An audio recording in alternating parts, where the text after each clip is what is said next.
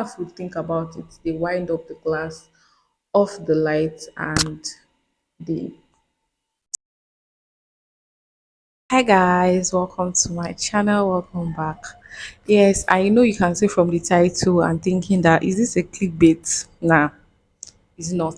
It is not a clickbait. I guess this is be a vulnerable video where I'm going to be explaining why I left for 8 months and I'm back. By the grace of God, I am back. So this happened in April 16, 2024. I cannot forget. It's not something that you just forget easily.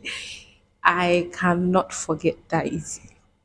I have a 9 to 5. I went to work that day, but normally I don't.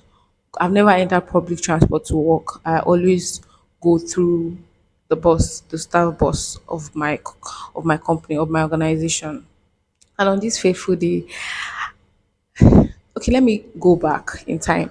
Normally, I leave the house around 5, around 2 5 thereabout. I can't really remember, but I leave the house very early. I used to be that brave child. I could come out around 3 o'clock, come out very, very early in the morning, and I can even just come out on the street and just go anywhere I want to go to.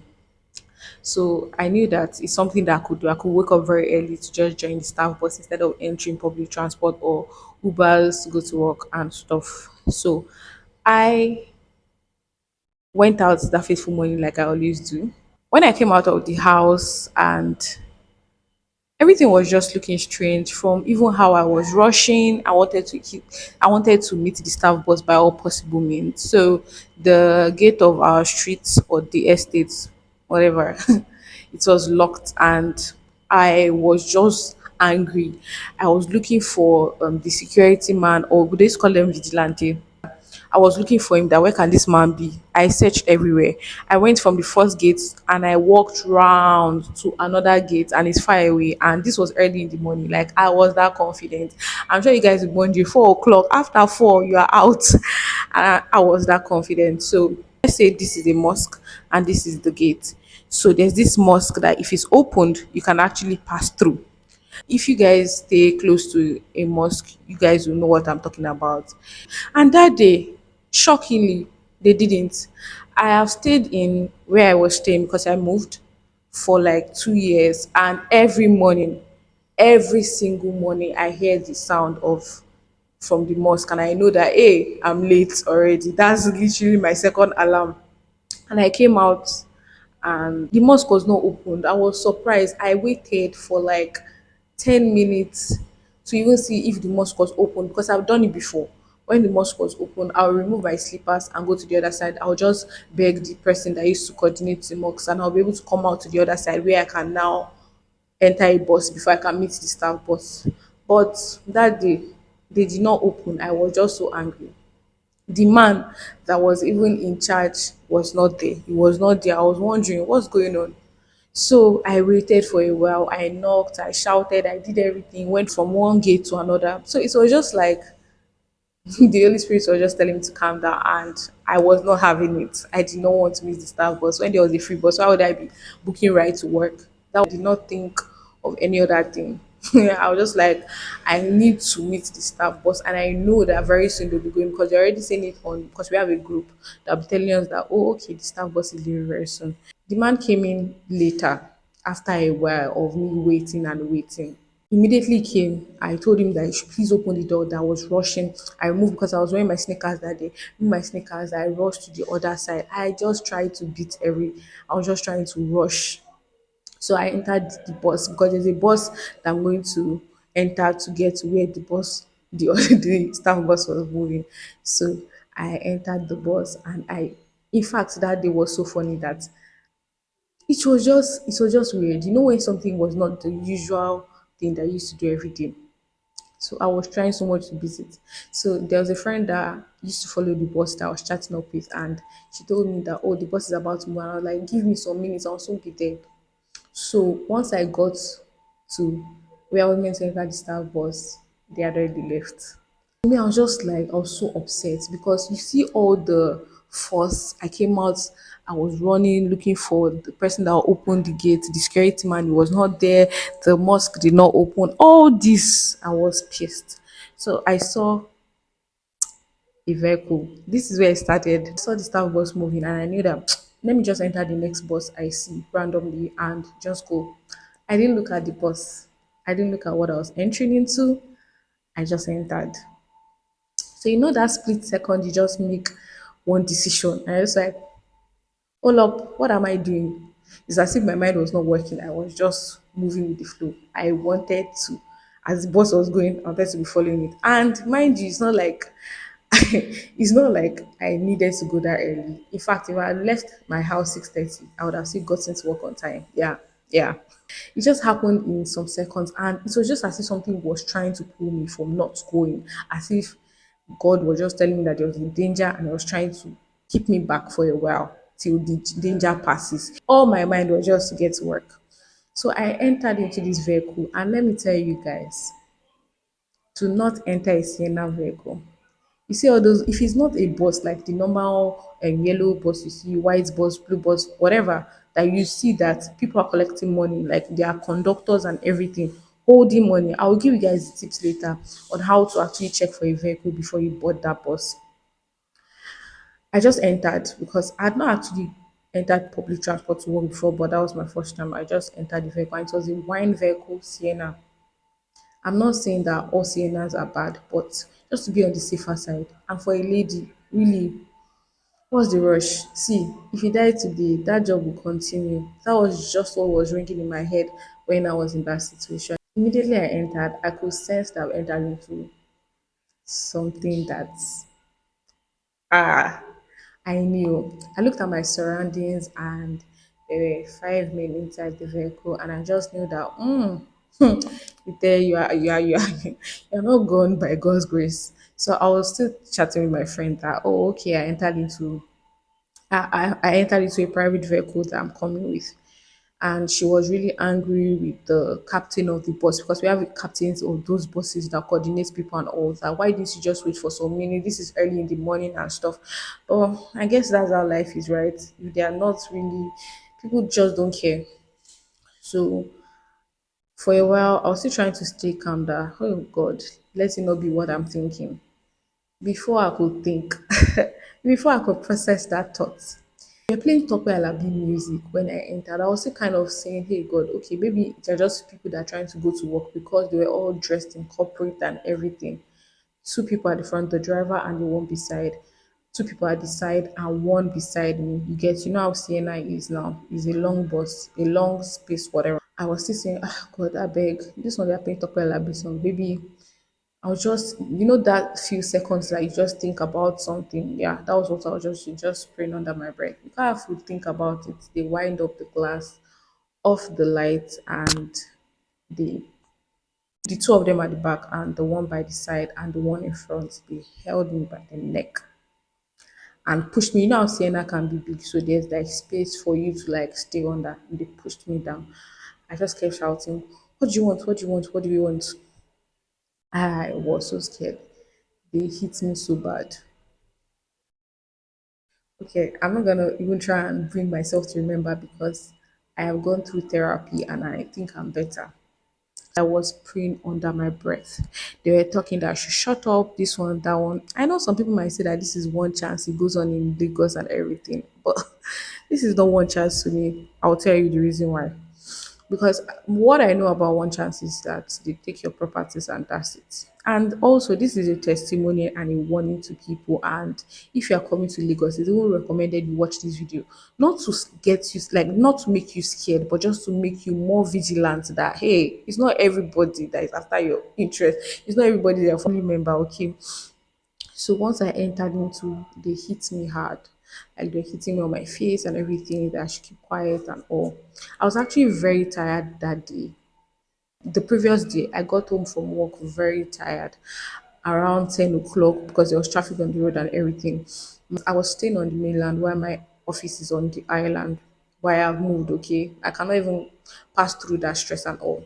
got home late coming, so I was very tired. So while I was in the middle of that Sienna, while they held me down there, I was very tired. I was just praying under my breath, speaking in tongues. God, if you can bring me out of this, I'll testify. I was just like, so, like, when you're still in shock, like, is this what people actually go through? Like, is this, like, when you watch movies and you're just like, oh, you kidnap the person come out fine, or you hear a news. It will not happen to you in Jesus' name, but I was still in shock that what's going on. They were hitting me at that moment. I could not even feel it. I could not feel it so much because I was just like, God, I need you to intervene, which God did. I just want you guys to relax and watch to the end. So they took my phone because obviously that's what they wanted. They wanted money and all. And they went through my banks, my Binance. These people are well informed. When they say well informed, they know crypto, they know forex and the rest. They know everything. So they went through my apps, my savings apps. I use Piggyvest, and if I could do shout out to Piggyvest right now, I'll do shout out because when you say flock your money, there's nothing they can do to take out that money. This is where my testimony starts from. A few days ago, like 3 days ago, my dad and my uncle sent me a large amount of money to keep in my account. And normally, I'll just keep it there and because it's not my money. But I just felt this prompting to transfer the money to my piggy vest. And in my mind, I'm like, if I transfer all my money to my piggy vest, what would I use throughout the week? What would I use throughout the month? But in my head, I was just like, oh, I have family members. I have a brother. I have sisters. I have beg for money and they'll transfer money to me. And that was it. I transferred all my money to my savings apart from 3,000 naira, and I just wanted that 3,000 there to just be there, so in case I just need like emergencies, like if there's any emergency. And I always keep a bunch of cash at home. Maybe I didn't bring lunch to work, I can just get it from there. So I had just a little amount of money in my bag. They checked my bank account and saw that it was not there. They checked PEVs and they know that you cannot break safe lock. So they just asked me that if the money inside was my own and all. I just said yes.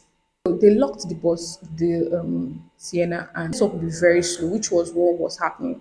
So they asked me for passwords, and it was showing internet connection. Sometimes it will show that it's not correct password, and it was literally my correct password I was putting, but it was just so difficult. Mind you, as I entered inside the bus, we're moving on the road. It was on the road, so I forgot to mention this part that once you want to enter this type of vehicles, look at the inside. There's always a space they keep. There's always a middle space at the middle of a Sienna where they put like stools where other passengers can sit down. But when I was entering, it looked like people that were going to work. So I thought, there's some people that they have a car. Once they are going to work, they just pick up people around their route and go. Another thing is that when I was entering, I forgot to mention this. When I was entering, I was the one that mentioned where I was going to instead of them telling me where they are going to, like their route. Normally, they're meant to be mentioning their route, but me, I was one that mentioned where I was going to. And they were like, oh, okay, coming, coming, coming. So there was someone at the front that answered, like the person sitting down beside the driver, which I thought was just the person going to walk on my route. Do you get it? So I just entered. It's just happened in just seconds, okay?